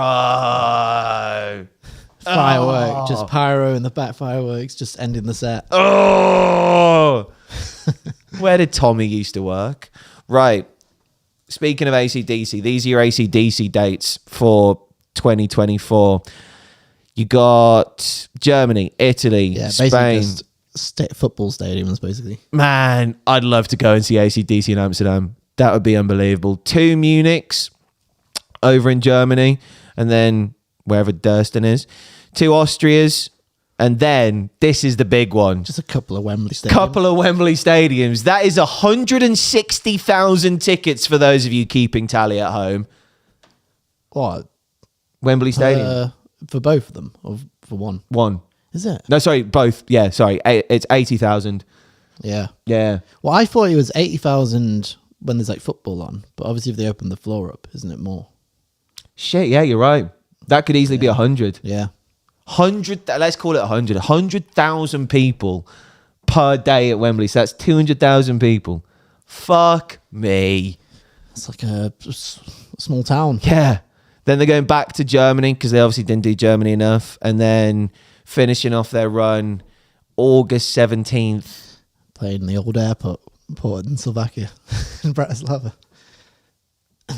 Old airport, That's a great venue name. Fantastic. Well, yeah. Out of curiosity, who's going to be trying to get Limp Bizkit? Not Limp Bizkit. Where did I get Limp Bizkit from? AC/DC ticket. I hope Limp Bizkit are supporting. Imagine. Yeah, Hassie says tickets are going to be so hard to get. Yeah, like I'm going to be there Friday morning. That's a long tour for It's spread out though. Bro, have you seen it starts in May and ends in August and it's like what, 15 dates, 20 dates? But then it's like your granddad's going on tour, innit? Yeah. Like, they'd need some days off. There's not a single back-to-back show. Also, they'll probably be playing for like 3 hours. Yeah. Yeah, there's not a single back-to-back show. They are basically having anywhere from 2 to 5 days off in between all of these shows. Which is fair enough. Yeah. It's like, give some credit whilst it's due. These guys have been rocking all over the world for a very long time. Is Brian, what's his name? Brian Johnson. Brian Johnson. Yeah. Is he still singing? Yep, Brian and Angus. But people in the comments were kicking off because there's a couple of members that aren't going on out on this run. But you can't blame them. Yeah. They must be in like their 80s, 70s. I don't know. Let's have a look at how old Angus is. What's the under-over on Angus's age? What do you mean? Oh, the odds. How old are you going to say Angus Young is? Late 70s. Late 70s. So I don't know. Anything over 75. I was going to go early, so I was going to go like 72, 73. You're going to go 78, 79? I'll go 75. 75. Yeah. 68? Is he? Spring chicken. Oh, that's fine then. Why are they having so many days off? To be fair, they've lived a life. Yeah. They have lived. And also, like, playing... I don't think I could do a 3-hour show. Nah. Without dying. Do you know how much cardio you need to do like an hour-long show? Yeah. Like... And Angus is going on the floor and all that. Yeah. Like doing the hop. Doing the hop. Yeah. Joe, Brian Johnson is probably the most unrecognizable famous person Yeah. in the world. Yeah. If you walk past me on the street, Yeah. I wouldn't know. No. I just think it's some old guy. And then all of a sudden he's like, hello! How's it going? It's like, fucking hell. You sound like the guy from AC/DC. That must be great though. Just like he can just go about his business. Yeah. Yeah. And it's probably only like a certain demographic that'll recognize him. Yeah. Like super fans. Yeah. Just see him in fucking Aldi or something. Excuse me! Where's the bread? That's a good impression. Thanks, man. I used to do this feature on the radio where I like get people to guess the first 3 songs on the next day's show, and if they did it, I give them a shout out.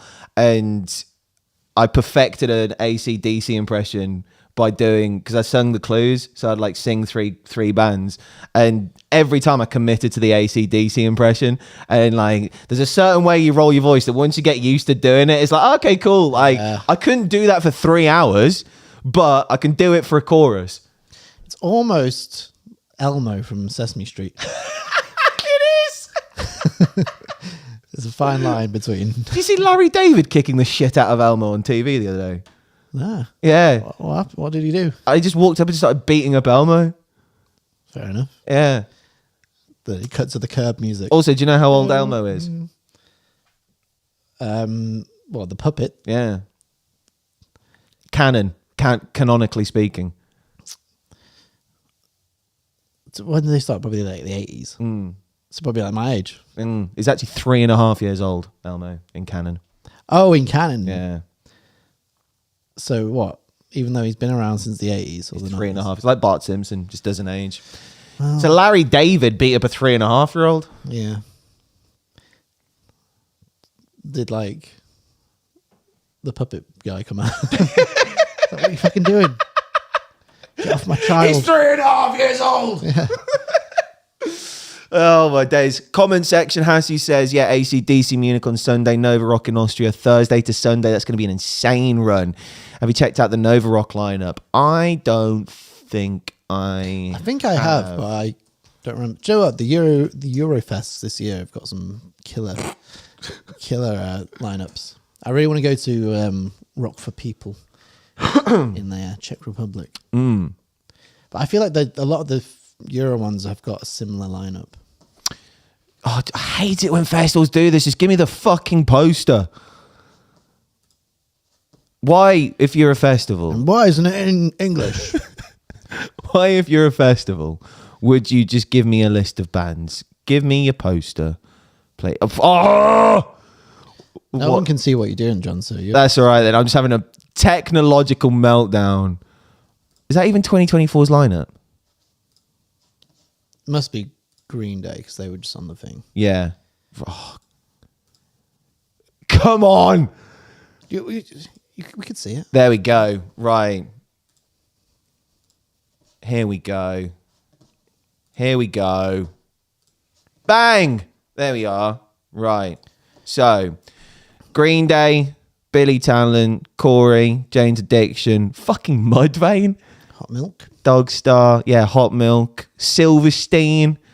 Glory Hammer's a great band. Yeah, so Rock for People. We must be quite a similar date. I've got a very similar lineup. No, wait, I have seen this lineup. But this is the same weekend. As Download. Yeah. I was getting this confused with a different festival. What was I getting this confused with? Hellfest. So what you got? Bring Me, Green Day, Avenged. Is it Maneskin? I don't know. I say main skin. I assumed it's like Mannequin. Maneskin. That. But correct me if I'm wrong. That does make sense. Yeah, I mean that's a ferocious day to be fair. Like Avril, Alice Cooper, Sum 41, Body Count with Ice-T, Panther, Against the Current. Go on, Rock for People. Oh, maybe it was Rock for People that I was confused. Rock for People has got very similar.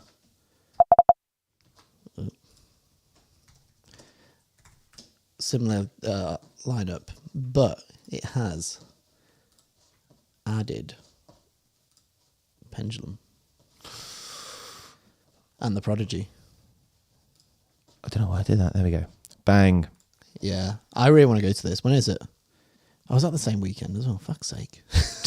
Wait, when's Download? Is that the same weekend? That is the same weekend as Download. Yeah. Maybe I can go to like some of Download. Or because this starts on a Wednesday, you could do Wednesday, Thursday at one of these, and then nip over to Download Friday. I mean, look at the Friday, Wednesday. Saturday, Sunday. That's a strong lineup. Yeah, Bad Omens, Chazza Tazza, Shikari. Bleed from Within. Yeah. Alpha Wolf. Saturday's pretty gnarly as well. Offspring, Parkway, Body Count, Neck Deep, Death by Romy. Crystal Lake got a lot of hype about them as well. I see a load of people talking about them. And then, yeah, Friday, Bring Me Some, Avril. Who's Dogstar? Seen them a couple of times. I don't know. Yeah. Maybe they're big in Europe. That's a Youngblood. that's a weird one, that is. Like, are Youngblood and Pendulum on this? So what I like on this lineup is Sum 41 and Pendulum. From can you read that, Larry? Sum 41's last festival show in whatever country they're in. But yeah. And then Pendulum is a late night special. Late night special. So I bet that's going to be a fucking... Oh, that's going to be a rave. Although that's... I've just noticed that. Fucking Bombay Bicycle Club. What a band. Yeah, I love that band. Yeah. Bakovia playing as well. Oh, let's fucking go. Solence and Mint as well. Ithaca are good as well. European festivals would love to do some. It's just, why do you always have to clash with Download? I guess it makes sense, doesn't it? Yeah. Because the bands are in Europe. Yeah, very true. And I'm still standing by it. I feel like Avril Lavigne's going to play Download, man. Or like a special? Like a secret? Yeah. Like, they don't really do secret sets, do they? I know, and I miss it. I really do miss secret sets. But I was looking, main stage on the Sunday for Download Festival has less bands than the rest of the weekend. It's like a band or two shy. So On the main stage. Yeah. So if you look at Download's main stage on the Sunday, in comparison, so Friday you got 1, 2, 3, 4, 5, 6, 7 bands. Sunday you got 1, 2, 3, 4, 5, 6. So there is space. Go on that Nova Rock lineup again. So Avril's playing on the Saturday. Yeah. And I want to say she was Friday at the other one. Yeah. And so let's have a look. Avril Tour 8. Yeah. Dyslexia and hand-eye coordination aren't my strong suit. Right. June 14th, 15th. 16th is free. Just saying. Just saying. Just fucking saying. You heard it here first. Avril Lavigne is playing Download on the Sunday. I've been saying this for fucking ages. I bet that'll get more hate than Busted. Oh, man. Although she has to go Czech Republic, then Download, then Croatia the next day. Yeah, but that's doable, man. But I mean, she's got hotels and planes, hasn't she? She ain't getting a bus. Nah. Well, yeah, drive the gear over overnight. She gets a flight over, plays Download, and then flies back to Europe for the rest of the run. Avril's doing the rounds in the Euro. That's what I mean, man. Like, all those countries. When does it start?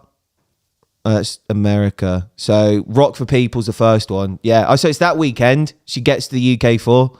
So yeah, Rock the People on the 14th. Nova Rock 15th. 16th is free for Download. Man. Wow. Now that I know, one sec, what's the Pink Pop lineup saying for 2024? Now we're just looking at festival lineups, because why the fuck not? Oh, this is the stupidest laid out website. Where's your lineup? it's just rolling. Where's your fucking lineup? Oh, I hate your website. No one can see what you're doing now, though. So No, I think they can. Oh, no, they can't. Oh, yeah, they can. You absolutely can. Right, you can see me just having a meltdown, trying to use the internet. Right. it's all in. It's in Dutch as well. That's not Dutch. Yeah, it is. Is it? Yeah. That lettering is not Dutch. It's in the Netherlands, bro. No, but look at the writing at the top. I've been to Amsterdam. That's definitely Dutch. That writing at the top. Oh, that. The heading. Oh, sorry. I thought you were talking about like the words. Right, no, that looks Russian. Yeah. Wow, this festival's mental. Mains get Keen. Who wants to see Keen at a festival? I'm assuming it's a Sunday. Yeah. Just look at this. Limp Bizkit. Who's the Sam Smith Ed Sheeran? Who booked this festival? The thing is, it makes sense. Yeah. Other than Limp Bizkit. Yeah. Everything there makes sense other than Biscuit. I mean, like, that's a pretty strong day as well. Like Calvin Harris, Nothing But Thieves, Louis Tomlinson, Pendulum, and then Corey Taylor. Yeah. I want you to pronounce that artist name right there. Did you Van Tegenverdig? And this episode started with Ollie doing his best accents, and this episode is going to end with Ollie doing one of his best accents. Yep. Master of languages. Yeah. Well, look at that. It's been a long show. It has indeed. Yeah. Like, thank you for sticking with us if you have. Yeah. Especially if you're listening on our podcasted version, which this show is available as well. Yeah. You could be listening to this in the future. Yeah. 10 years' time, maybe. Yeah. And if you are listening right now and you're wondering what all of this looks like, head to the YouTube channel because you got the visual element over there. And by the way, if you are listening on the podcast version, you want to find the full episodes of the live shows, you have to click on the live tab on YouTube.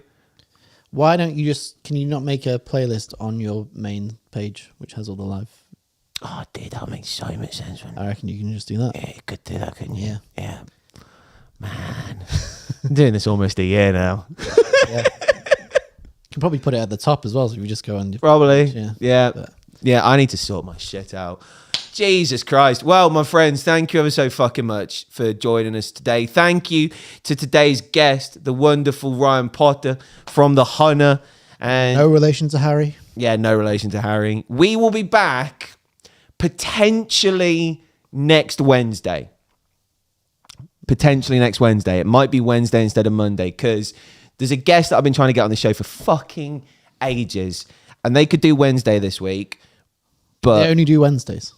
It could only do Wednesday this week. Well, I was just like, well, if Wednesday works next week, let's do next Wednesday. Because apparently Monday's the issue for this person. Like, Monday's a tough day for them. That's fine. So potentially we could be back next Wednesday. And there's potentially a double guest on that show. Could potentially be someone in the band. It's all potential. Yeah.